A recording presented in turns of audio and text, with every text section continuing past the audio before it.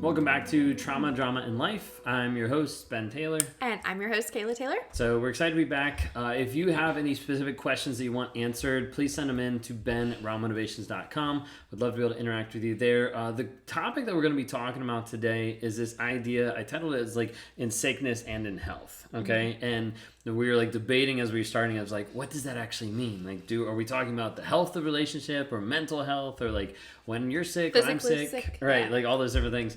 And so one of the things we actually wanted to bring to the table, I wanted to bring to the table of how narcissists are so amazing when they're sick. Like they're so loving, they're so kind. No, I'm just kidding. Okay. If you're watching this, then you know that I just rolled my eyes. Right. So like an aspect about like how sickness actually happens, like what actually is going on when you're in a toxic relationship.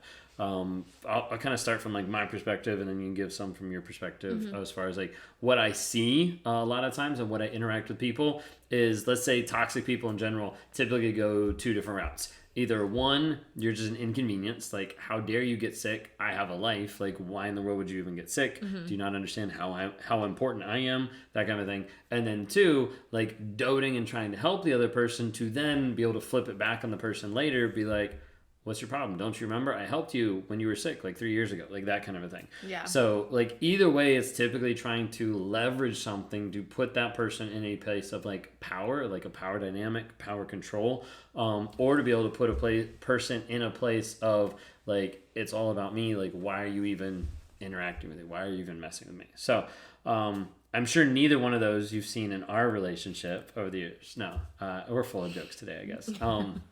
But yeah, so your perspective, let's talk about just like physically wise, like sickness in the relationship. What's that look like over the years with me? Yeah, so I feel like when we were dating, anytime I would be like physically sick, you would obviously you'd jump at every opportunity to like, that would be like your love bombing, because you'd be like, how can I help? Can I bring you soup? Or can I like do whatever? Or anything like that. And so, and when we got married and like the shift switched and he started acting, obviously like his narcissistic side came out full blown. Right. It was more along the lines of like, you know, why are you sick? Like almost that aspect. Like he wouldn't actually come out and say that, but it was almost like he was saying, like, how dare you be sick? Like, right. Like, didn't you see my schedule? You have to plan it. Right. And like, yeah. Right. And so it's just, it's like, now, like, well, I guess like he would almost be like well, I guess I need to help you. Like, do you need anything? Like, but it wouldn't be in a caring way. It'd be kind of like, I could tell in his tone that he didn't care. And a lot of times I'd just be like, no, it's fine. Which was kind of like training you not to ask for help. Because you're right. like, well, there's no point in asking. But then I could look like the good person. I'm like, well, I offered. Yeah. And there's times now that when I get sick, I don't want to rest because of that mindset. Right. Because I wouldn't rest. I would just keep powering through. I'd still cook and clean and work at the time I worked. And so it was like, just kept going on. And I think that, I think the biggest thing and the biggest challenge was when I was pregnant with our daughter. And I had hyperemesis, and if you don't know what that is, it just means that you literally can't keep anything down during your pregnancy. Like I was on medicine and everything, and I couldn't even keep water down. And so I was basically like, I was physically at that point physically weak, and he would get frustrated because we worked together at the time. He'd get frustrated when I'd be like, I literally cannot get out of bed today. Like I can't come in for my shift. Like. And he was like, fine, I'll just like figure out something, or I guess I'll just like have to like stop what I'm doing and take your shift. Like it was like that undermining, and I like then I would feel awful, but at the end of the day, like I knew I couldn't get out of bed. Like if I went, I would probably literally pass out on the floor because I couldn't get up. And so at that point, like I just kept trying to push through, and like finally I got better. But I just remember that now, like, because now he actually tells me to rest, and I'm like, but like I have to do this, and he's like, no, like it's okay, like the house can wait, like your house, the house doesn't have to be immaculate, like, and so it's just. I did that today, even before the podcast. I was like, we can do it tomorrow if you want, like you can actually rest, and you're like, no, let's do it, you know. Yeah, and so it's like one of those things that's like in my mind, I have to retrain myself, and that's something that I'm having to still work on. Yeah. No, I mean, that makes sense. With, I think I was going to ask, like, early on, so, like, dating, when I was, like, loving and doting and, like, helping, did it seem like that kind of, like, before marriage, but, like, we're just talking about in the dating phase, did it seem like it fizzled out? Like, say you were sick for, like, 2 weeks, you know, was I, like, loving and doting for, like, the first 3 days, or, like, was I still that way, like, 2 weeks later? I'm just curious. I don't remember, because I don't necessarily remember, like, a ton of me being sick. It was just like you'd get, like, the love bombing and all the right. affection. Anytime that I would get sick, you would just, or I would be hesitant for us to spend time together. I'd be like, I don't really want to get you sick, and then you'd be like, oh, I don't care, like, it's fine. But then when I would get sick. Then when you would get sick, when dating, you weren't as bad. But I also don't know if, I mean, I do know that there is, like, such thing as, like, most men, I could be wrong, but from what I've heard, most men typically are weaker when they're sick. But I just think that the man flu, right? I think that narcissists just go to, like, a whole nother level, because then they're, like, blaming you because they got sick. So sometimes I think, jokingly still, he will still jokingly say, oh, well, you got me sick. And I'm like, you're fine. Right. Right, just like we're working out today, and it's like, oh, this hurts, and she's like, you're fine, get over it. And I'm like, okay, no sympathy there.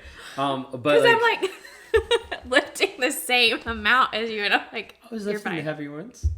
It's new. Anyways, off track. So, I forget where I was going with that.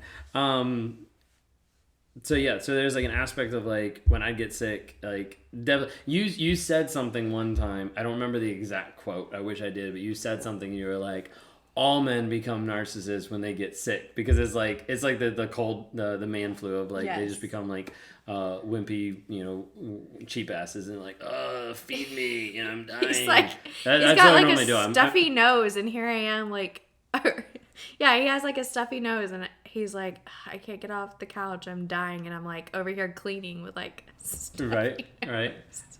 Just, what was it? It was a couple weeks ago that I was, like, teasing you about it, actually, because you had, she had a really bad, like, earache infection. Oh yeah, right? I had, like, a massive ear infection, like, inner and outer, like, it was bad. And it was like guaranteed, like, within, like, less than a week, like, I feel something in my ear, and I'm like, you gave me an ear infection. I was like, I cannot give you an ear infection. She was like, it doesn't work that way. No, I was like, well, it's just, you know, narcissistic mind wanting to kick off to be able to say, like, like, this is happening. But yeah, no, I mean, it was, and like, again, he was fine. Yeah, it was fine. Nothing happened. A few ear pops, and we're back to normal. But yeah, like a lot of times you have, we just generalize, but, like, men in general, like, a lot of times you see, at least the trend sometimes out there of, like, the man flu of, like, everybody becomes like, you know, and that was definitely me. Like, whenever I was sick, like, I was, like, the victim, you know, every single time, like, I'm dying, and you'd be like, you know, get over it, you know. But there'd be, like, this aspect of it being dramatic, and I know there's been many times in our relationship that it's been correlated to when you got sick too, or around the same time, because obviously when you got sick, then the attention went off of me, and I was like, wait a second, like, I'm the most important, come back here, and, like, had to, like, shift the focus as quick as I could to, like, be back on me. Now, wasn't always necessarily conscious of, like, okay, need to get sick to shift focus, but it was just something that was, like, innate into, like, what I'm doing on a day-to-day basis of, like, okay, I'm not the center of attention anymore, like, what's up with that? That kind of thing. Yeah. I remember it was very interesting because it just made me think whenever we found out that we had the C virus, I'm just going to abbreviate it just in case it, like, flags it. C virus? Okay. I don't know. Anyways, when we found out that we had that, like, our entire family got it, and Sophia was perfectly fine. And we thought she got it, like, months beforehand, actually. Right? Yeah, but she ended up not, I guess. She just kicked it. Yeah. But anyways, so we got it all around the same time, and we figured out that Ben got it, and then he passed it on to me and our daughter. And the only reason why that we found out we had it is because I lost my taste and smell, and he was still positive, but his positive was, like, very faint, like, it was, like, going out. It was at the end of it. Yes, because he was at the end of it. And I remember that I just got, like, super tired. That was really my only symptom. I lost my taste and smell and got super tired. And then he automatically was just like, oh, I'm so tired, I can't do anything. And I was just like, Dude, like, I literally can't keep, like, myself awake. You have to, like, take care of Sophia. I'm sorry, but you got to give me, like, at least 2 hours. You're fine. You are, like, almost over it. Right. But I just remember, like, it was just, like, an instant, like, oh, I have this thing. I need to, like... I was just like, okay, you're okay. You're okay. If it happens that you get worse again, then okay, but you're on the mend. And I think he even took a test like 2 days later, and it was like negative. Yeah. And mine was still blatant positive. So it's like, okay, you have no excuse anymore. Right. But yeah, no, I mean, that's definitely like a trend that we see with toxic people is like the attention got off me. So now I have to get it back on me however possible. So my issue, my sickness is always bigger than your sickness. Yeah. And like the same thought process is like with a toxic person, like their emotional pain, their trauma, like all this stuff, it's always bigger, right? Like you're going through like something hard and heavy. Now mine's worse. Okay. Yeah. Like you lost a family member. Okay. Like I lost a paperclip. That means my pain is worse. Like that's really like I know that's like a silly example, but that's like the idea of like it has to trump what you and it has to trump what you're going through, so the attention gets back on me. Otherwise, it's like, wait a second, like the focus is on the wrong person. It should be on me. That's like how skewed up it is, I guess. To put it that way. Yeah. So I guess like that kind of covers one aspect, talking through this aspect of like the physical sickness and that aspect, and then moving into like relational like sickness and health, because you're like, what about that as well? So like in talking about that, I guess I should pass that off to you. I should let you take that. Like talking about like the like relational sickness and what you're in, like what type of relationship you're in. Like you can be in a healthy relationship, you can be in a sick relationship, and a lot of times people don't realize how the relationship sickens over time. Like it's not just like, oh, I'm going into this relationship because I noticed that it's toxic, it's abusive, and they're going to hate me within the first 3 months. Let me sign up for that. Like people don't do that. Yeah, exactly. But it's like the slow thing of where you start losing different pieces. You know, like for instance, like you lose your taste of like, okay, now I don't have taste in people anymore because like they took that away. Like you lose like your sight to be able to see this is abusive. This isn't something I actually want to value. You lose your direction, your purpose, your equilibrium of what's actually going on. I don't know. I just made all that up, but I was like trying to like tie it into like it's the same aspect of like when you get sick, it's just a slow progression into hey, we had a healthy quote unquote relationship and now we don't. What happened? Well, like the sickness, you know, but like the toxic piece like slowly slides in. And I feel like with that too, it's even more worse than being physically sick, because you also have like physical sickness that can come along with that if you've been in it for a while, and also like the mental aspect, like your mind is just like it can't even differentiate like right and wrong, or like discern like what is good or bad or anything. You just think everything is either bad or you think everything is good, and you don't realize that it's toxic, or you can kind of see some of the toxic pieces, but you're like, it's okay. You just make excuses up. Right. And that was like where I was just like, I can kind of see like where the toxic pieces were, but at the same time I was like, well, it's okay because, you know, like we're under a lot of stress, or I would just like excuse it, or it would be like, oh, he's just working a lot, or whatever it may be. And I would think that I would always just put something else like to blame for it, because I couldn't see past the blinders of like my skewed perspective that we were in a healthy relationship, because we weren't. And so I think now that our relationship is in health, like I oftentimes like I just look back and I'm like, how in the world did I even think that was like okay? Right. And it's just, in one sense, like you have to give yourself grace, because you have to realize you are not in a very good like mental space to be able to realize that you are like that your relationship was bad. And I think that's like the biggest part of working on yourself, to be able to have that perspective shift. Right.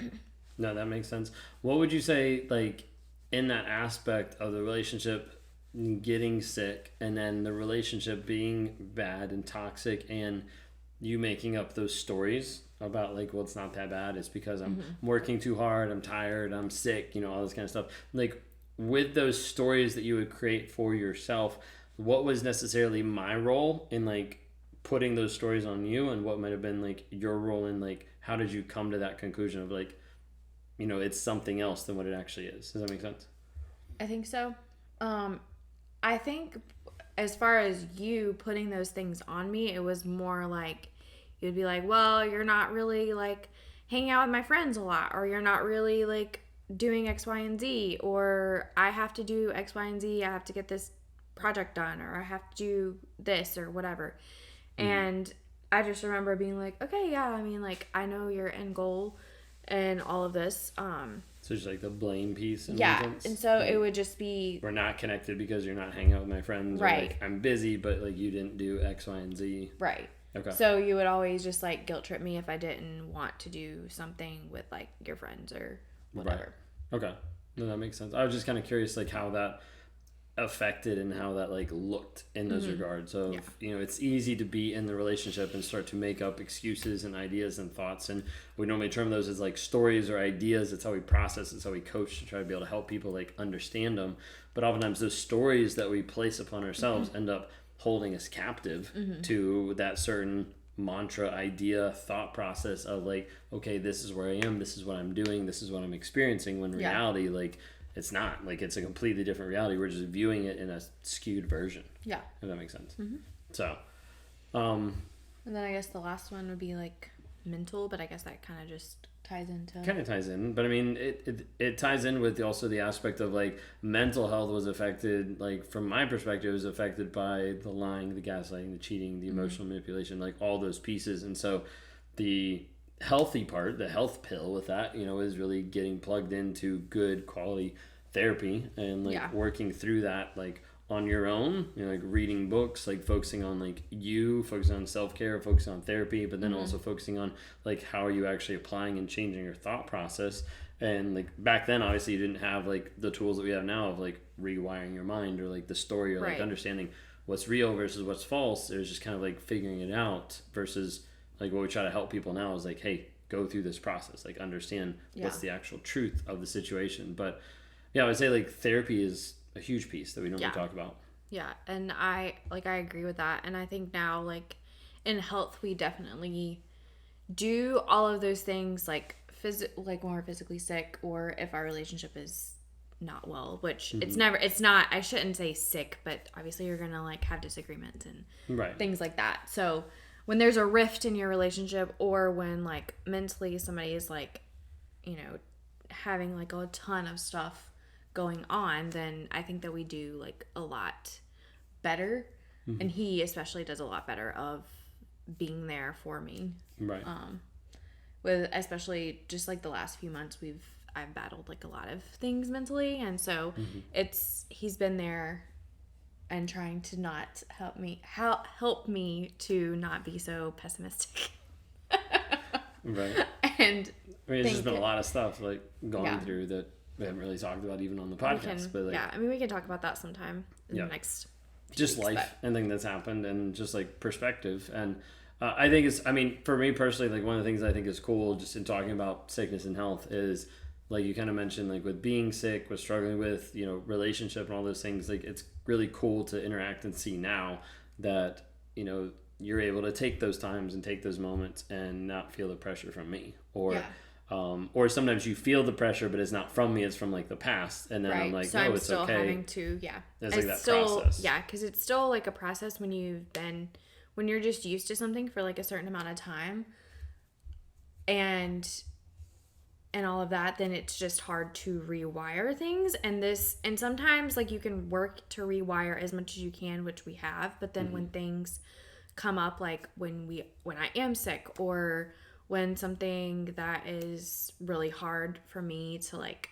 handle or something like that has come up, then it's like, okay, like it's in those moments, that's when I have to start working on rewiring and just being extra communicating of like, okay, like this is how I feel right now. Like I know I probably shouldn't feel that way, and I know that you probably want me to rest, but I feel like I shouldn't rest, and I feel like I need to get X, Y, and Z done. And he's like, just take a breath. Like he's like, it's okay.